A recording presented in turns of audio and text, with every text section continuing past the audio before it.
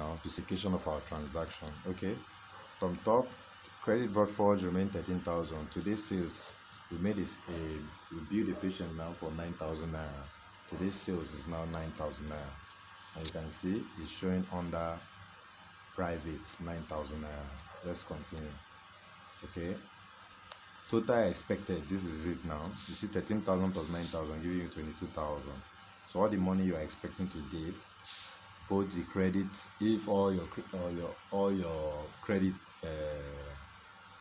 all your debtors pay their they owe you, the credit transactions, it will be 13,000 naira. Then you received 9,000 naira from today's sales, making a total of 22,000. Payment received is now 13,500. Closing credit at this point now is now 8,500. Remember, we had a 6,500 coming from Mr. Namdi. That was the only transaction, 6,500 plus the 2,000 that is now this person is now owing this transaction. Let's look at Mr. Frank transaction now. Patient name Frank. Charges brought forward 6,500. Lab 9,000. That's lab for today now. Scan for today 0. Histology for today 0. So 6,500 plus 9,000. Total expected is 15,500. Now cash paid is 9,000 naira. POS is 0 naira. Transfer, I remember the first transfer I did, which was 4,500 for the first time you received payment. So we have 13,500 total paid.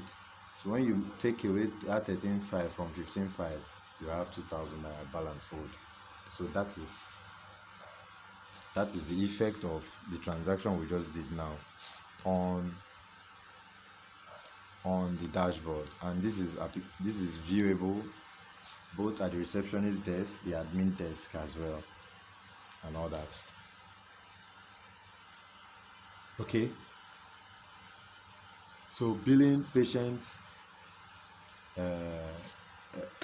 billing referred patient, billing affiliate patient, they all go the same way. The only difference is that you select which referee under referee, and you select which associates that you are dealing with and all that. So this is where this has to do with your billing. Now let's come to prices. Let's look at the price list. There's a place where you can access all the price lists. Although this is the receptionist side, you cannot view, but we cannot update, but we can just view. So if we want to check price list, let's say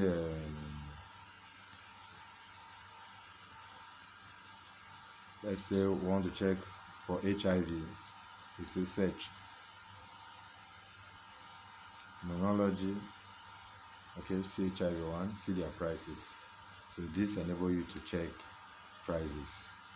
Okay, now from here, now if we want to go and see the transaction done today, we come to, in the charts part of it, come to lab chart and dashboard. You see only one person has booked for work today, which is Frank. And what did he pay for? Genotype, acid phosphatase.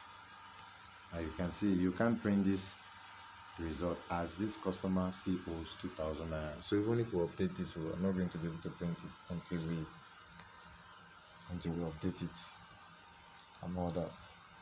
So let's say we want to, you already know, if we want to update wider, let's see example of the template. Okay, now as receptionist, you can only update completed results, but you can't. So here we go. The first transaction is a PCV. Okay, after that we'll come to malaria. Then this is a wider. Okay, Salmonella typhi. Oh, you see the way we broke it down. We look at it.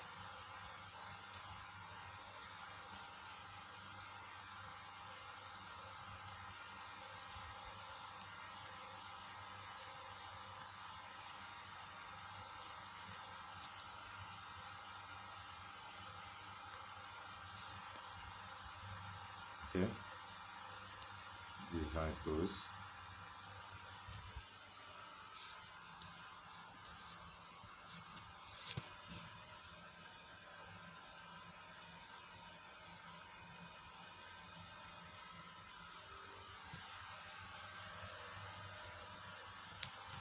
So here we go.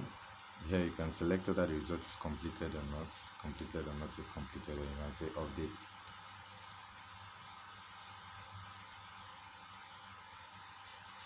And all that. So the result is updated now. So we'll come back to our dashboard. We can go to lab chart and see the details. Once the result is updated now, what is needed now for the scientists or the admin to log in their own account and be able to approve the result for printing. Okay, so you can see malaria and wider, which is the last investigation below. You see showing completed but not yet approved. Okay, so we encourage you to repractice this tutorial to get your hands busy with the software and get your hands acquainted with how the package works. We recommend you do some exercises for yourself and see how it's going to be.